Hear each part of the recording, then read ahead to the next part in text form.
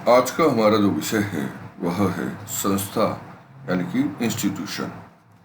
प्राय बोलचाल की में संस्था व समिति को एक ही मान लिया जाता है, लेकिन समाजशास्त्रीय अर्थों में संस्था को समिति से बिल्कुल पृथक माना है।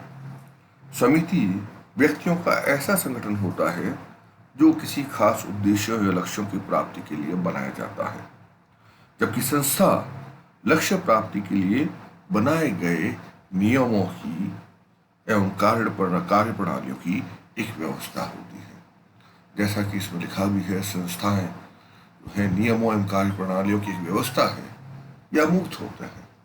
जब एक इकाई को व्यक्तियों के संगठन के रूप में देखते हैं तो हम उसे समिति कहते हैं, लेकिन जब उसे एक निर्धारित एवं मान्य प्रणाली के रूप में देखते हैं तो वो संस्था हो जाती है। जैसे स्कूल, हॉस्पिटल आदि सदस्य के रूप में समिति है, लेकिन कार्य प्रणालियों के रूप में यह संस्था है।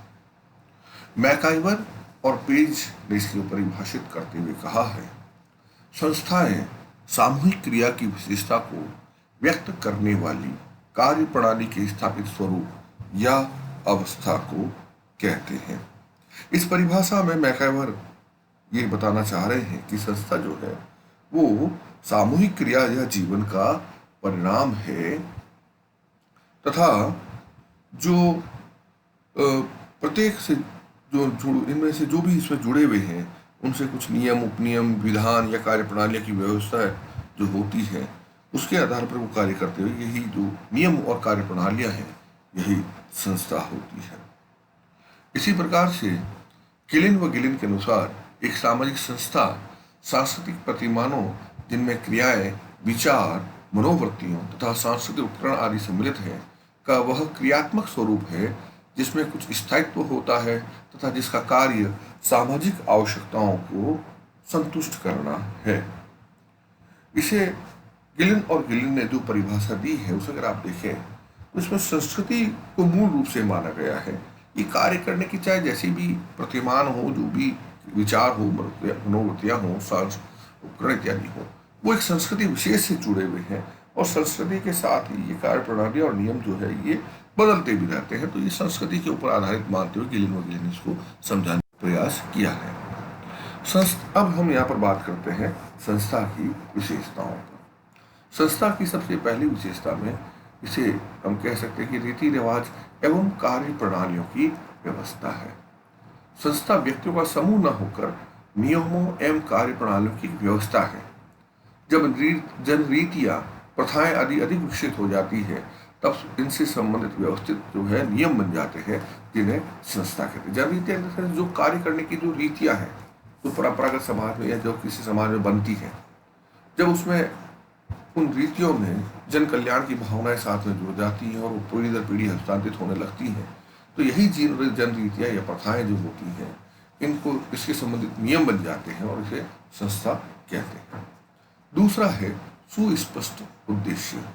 प्रत्येक संस्था के कुछ स्पष्ट उद्देश्य होते हैं जो सांस्कृतिक प्रतिमानों से बंधे रहते हैं। जैसे विवाह एक संस्था है, इसका उद्देश्य संबंधों को नियंत्रित करना होता है। मुख्य रूप में अगर हम देखें तो एक स्पष्ट उद्देश्य, जैसे यहाँ पर विवाह की बात की गई है, तो विवाह जो है अगर भारतीय समाज के संदर्भ में हम देखें तो हिंदू विवाह की अगर हम बात करें तो हिंदू विवाह में जो उसके उद्देश्य हैं उस उद्देश्य में रति या सेक्स जो है वो तीसरे नंबर पर आता है। सबसे पहले जो है वो धर्म आता है, इसलिए कई जगह पर कहा भी जाता है हिंदू विवाह जो है एक धार्मिक संस्कार है। तो पहले धर्म है, फिर प्रजा है यानी कि पुत्र की प्राप्ति है। हिंदुओं में पुत्रों की महत्ता किसी से छुपी हुई नहीं है, तो पुत्र की प्राप्ति है। वो भी इसलिए क्योंकि वो अपने पूर्वजों को या अपने पिता को जो है उसको मुक्ति दिला गई। इस प्रकार की जो मान्यताएं हैं, तो कुल मिलाकर बात यह है कि वो सांस्कृतिक प्रतिमानों से बंधी हुए होते हैं ये कार्य प्रणालियां, ये नियम जो है। इसी प्रकार इसलिए विवाह का यहाँ पर एक उदाहरण दिया, एक संस्था के रूप में विवाह का एक उदाहरण दिया, क्योंकि विवाह एक संस्था ही है, नियमों का प्रकार है, नियमों की गुच्छा है। इसका उद्देश्य जो है संबंधों को नियंत्रण करना होता है ताकि दूसरे जो लोग हैं वो भी उसी रूप में रहें और समाज में एक सामान्य व्यवस्था बनी रहे। तीसरा इसकी जो विशेषता है वो है संस्कृति की वाहक। संस्थाएं जो होती हैं वो संस्कृति को एक पीढ़ी से दूसरी पीढ़ी को हस्तांतरित करती है। जैसे हम परिवार का ये भी उदाहरण ले रहे हैं, एक संस्था है जो संस्कृति को हर पिता अपने आने वाली पीढ़ी को अपनी संस्कृति प्रदान करता है, उसको सिखाता है। और समाजीकरण की भूमिका में देखें तो परिवार एक प्रमुख एजेंसी के रूप में आती है। तो परिवार से जो सीखा होता है बच्चे उसी पीढ़ी की उसी चीज़ को सीखते हैं। और इसी प्रकार से संस्थाएं जो हैं वो एक पीढ़ी से दूसरी पीढ़ी संस्कृति को आगे बढ़ाने में सहायता करती है। चौथा है अमूर्त प्रकृति। संस्थाएं चूंकि रीति रिवाज, कार्य प्रणालियों का गुच्छा है, काम करने के तरीकों का गुच्छा है, तो ये तरीके जो है वो अमूर्त होते हैं, ये दिखाई नहीं देते हैं। हालांकि व्यक्ति कार्य अपने उन्हीं रीति रिवाजों या उसी संस्थाओं के आधार पर ही करता है, लेकिन ये कार्य करते हुए तो व्यक्ति दिखाई देते हैं, लेकिन कौन से नियम हैं, वो नियम जो होते हैं वो अमूर्त होते हैं। तो रीति रिवाज और कार्य प्रणालियों का एक गुच्छा होने की वजह से संस्थाएं जो है वो अमूर्त होती हैं। पांचवा, स्थायी प्रकृति। व्यवहार का कोई तरीका जब लंबे समय तक अपनी उपयोगिता सिद्ध कर देता है तभी वो संस्था का स्वरूप ग्रहण करता है। इसलिए निश्चित तौर पर उसकी प्रकृति जो है वो अपेक्षाकृत तौर पर स्थायी होती है। कार्य करने के जो तरीके हैं, अगर हम विवाह की ही बात करें, अगर विवाह के जो विभिन्न प्रकार हैं उन विवाहों के प्रकारों में अगर हम श्रेष्ठ विवाह का जो प्रकार मानते हैं, एक विवाह को माने, तो एक विवाह का जो प्रकार है वो कार्य करने का तरीका कब से चला आ रहा है और वो आज भी श्रेष्ठ तरीके में माना जाता है। तो जब कोई लंबे समय तक एक ही प्रकार का कार्य करने का जो तरीका होता है जिसे सभी समाज स्वीकार करते हैं, स्वीकृत करते हैं और वो अपनी उपयोगिता सिद्ध कर देता है, तो निश्चित तौर पर वो संस्था का स्वरूप ग्रहण कर लेता है और धीरे धीरे उसकी प्रकृति जो है वो स्थायी तौर पर हो जाती है। हालांकि ऊपरी तौर पर छोटा मोटा बदलाव जो है वो हो सकता है, लेकिन मुख्य बात वही जो है कि संस्कृति के आधार पर जो है ये संस्थाएं अपने कार्य प्रणालियों के आधार पर चलती रहती हैं। अगला जो बिंदु है वह है सांस्कृतिक उपकरण या प्रतीक इत्यादि। सांस्कृतिक उपकरण यानी कि संस्था को निश्चित व प्रभावपूर्ण रूप देने के लिए उसके कुछ सांस्कृतिक उपकरण भी होते हैं, जैसे भवन, फर्नीचर, मशीनें, औजार, इस तरह की चीजें हमें देखने को मिलती हैं। साथ ही साथ में हमें कुछ प्रतीक भी देखने को मिल सकते हैं। ये सब उसके सांस्कृतिक उपकरण या प्रतीक जो है ये संस्था की विशेषताओं में आता है। जैसे हिंदू विवाह में अगर आप देखें, हिंदू विवाह हो रहा है तो उसमें मंडप है, होम वेदी है, धूप कलश है, चावल है या जल है, मंत्र है, जप है, ये सारी चीजें आपको वहां पर दिखाई देगी। इसी प्रकार से प्रतीकों के रूप में भी अगर आप देखें तो अलग अलग धर्मों के उदाहरण हम ले लें, वहां पर भी हम विभिन्न प्रकार के, जैसे हिंदू अगर धर्म की बात करें तो ओम का जैसे ओमकार लिखा हुआ होता है, कहीं पर झंडा है, कहीं क्रॉस है, कहीं चांद और तारा है। तो ये सारी जो है वो प्रकार के प्रतीक भी संस्थाओं की जो है प्रमुख रूप से एक विशेषता आती है, जो है वो यही है कि संस्था के अपने कुछ उपकरण उसके प्रतीक होते हैं। अब हम यहाँ पर संस्था के प्रकारों की बात करें। प्रकारों का जहां तक सवाल है, मनुष्य अपने उद्देश्यों की प्राप्ति के लिए ही समितियों का निर्माण करता है और जैसी समितियां होगी निश्चित तौर पर जितने प्रकार की समिति उसके हिसाब से उसकी कार्य प्रणालियां भी निर्धारित करनी होगी। जब कार्य प्रणालियां निर्धारित होगी तो इसी प्रकार से समिति का भी स्वरूप, तो संस्था और समिति दोनों एक साथ में चलते हैं। यहाँ पर हम कुछ संस्थाओं की बात कर सकते हैं, जैसे आर्थिक संस्थाएं, धार्मिक संस्थाएं, राजनीतिक संस्थाएं, शैक्षणिक संस्थाएं, सामाजिक संस्थाएं, मनोरंजनात्मक संस्थाएं। मुख्य बात यही है कि हम चूंकि इस प्रकार के शब्दों को काम में लेते हैं इसलिए लोग समिति और संस्था में वो एक ही मान लेते हैं, जबकि हकीकत अब स्पष्ट हो जानी चाहिए कि संस्था जो है वो है नियम या कार्य प्रणाली, यानी कि संस्था एक प्रकार की नियमों का गुच्छा है। समिति व्यक्तियों का समूह है जो निश्चित उद्देश्य को लेकर इकट्ठा होते हैं। हालांकि हम जब आगे अंतर की बात करेंगे तो उसमें वो और भी स्पष्ट हो जाएगा। तो इस रूप में हम देखें तो ये कुछ संस्थाओं के प्रकार हैं। अब हम बात करें कि मानव समाज में संस्था के क्या कार्य, उसका महत्व क्या है। तो उस कार्य और महत्व को समझने के लिए हम उसके विभिन्न बिंदुओं को देखते हैं। पहला बिंदु है मानव हितों की पूर्ति करती है। संस्था जो है वो सबसे बड़ा काम क्या करती है, मानव के जो हित हैं, उसकी जो आवश्यकताएं हैं, उसकी पूर्ति करने का एक निश्चित साधन है। तो इस समिति में तो लोग इकट्ठा तो हो गए, लेकिन उस इकट्ठा होने के पश्चात कैसे उस आवश्यकता की पूर्ति हो जिससे कि अधिकांश सदस्यों की हितों की पूर्ति एक साथ में हो सके। इसलिए संस्थाओं का प्रमुख जो कार्य है वो है मनुष्य की आवश्यकताओं को पूर्ण करना। जैसे मान लीजिए अगर विवाह संस्था की ही हम बात करें तो इसका प्रमुख कार्य अगर हम सभी समाजों में देखें, अगर हम इसको सरल रूपों में अगर यौन संबंधों की पूर्ति के लिए ही देख लें उसको, या उसकी यौन आवश्यकताओं की पूर्ति के लिए भी देखें, तो एक निश्चित पैटर्न है, एक निश्चित नियम है। और सभी समाजों में इसको उसी रूप में मान्यता प्रदान की गई है, उसको सही माना गया है। तो रूप में हम देखें तो मानव हितों की पूर्ति में ये बहुत बड़ी सहायता जो है उन संस्थाओं के द्वारा किया जाता है। दूसरा है व्यवहारों पर नियंत्रण। अगर कोई निश्चित कार्य प्रणाली नहीं होगी, अगर कोई निश्चित संस्थाएं निर्मित नहीं हो, कार्य करने के तरीके अगर निश्चित नहीं होंगे, तो व्यवहारों पर नियंत्रण कैसे लगाया जा सकता है। तो जब भी कोई प्रथा समाज के लोगों के लिए कल्याणकारी हो जाती है, तो निश्चित तौर पर आप समझ लीजिए कि संस्था के पीछे समूह की स्वीकृति व समूह की शक्ति होती है।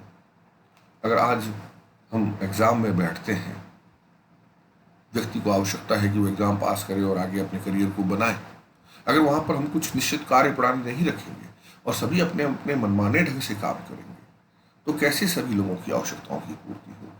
इसलिए व्यवहारों पर नियंत्रण लगाने के लिए निश्चित कार्य प्रणालियां या संस्थाओं का होना बहुत ही अनिवार्य है। तीसरा है व्यक्ति के कार्य को सरल बनाना। संस्थाएं व्यक्ति के कार्य को सरल बनाती हैं। सरल क्यों बनाती है? वो इसलिए बनाती है क्योंकि व्यक्ति समाज में रहते हुए अन्य लोगों से संबंध बनाता है। ये संबंध संख्या में अधिक होने के कारण व्यक्ति की स्थिति बड़ी विषम हो जाती है।